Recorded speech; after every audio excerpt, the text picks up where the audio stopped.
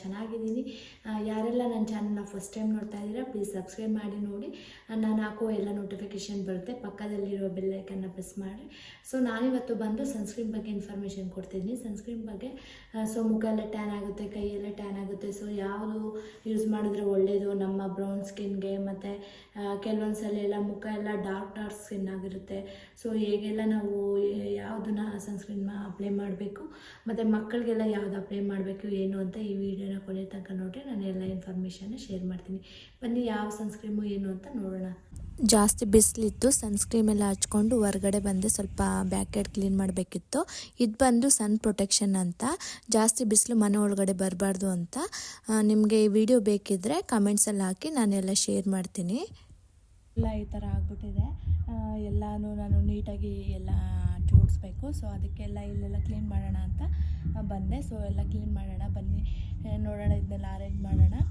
So ಇವತ್ತು ನಾನು ಬಂದು ಮನೆಯೆಲ್ಲ ಸ್ವಲ್ಪ ಕ್ಲೀನ್ ಮಾಡಿದೆ. ಸೊ ಗ್ರಾಸ್ ಎಲ್ಲ ಬೆಳೀತಿದೆ. ಗ್ರಾಸ್ ಎಲ್ಲ ಬೆಳೆದ್ಮೇಲೆ ಒಂದ್ಸಲ ಕಟ್ ಮಾಡಬೇಕು.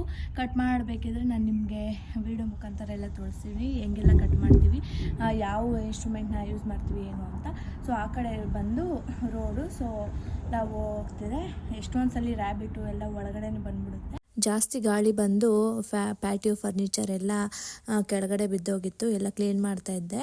ಇದು ಬಂದು ನಾವು ಎಲ್ಲಿ ತಗೊಂಡ್ವಿ ಏನು ಅಂತ ಇನ್ಫಾರ್ಮೇಷನ್ ಬೇಕಿದ್ರೆ ನಂಗೆ ಕಮೆಂಟ್ಸಲ್ಲಿ ತಿಳಿಸಿ, ನಾನು ವಿಡಿಯೋ ಮಾಡಿ ನಿಮಗೆ ತಿಳಿಸ್ತೀನಿ ಎಲ್ಲಿ ತಗೊಂಡೆ ಏನು ಅಂತ.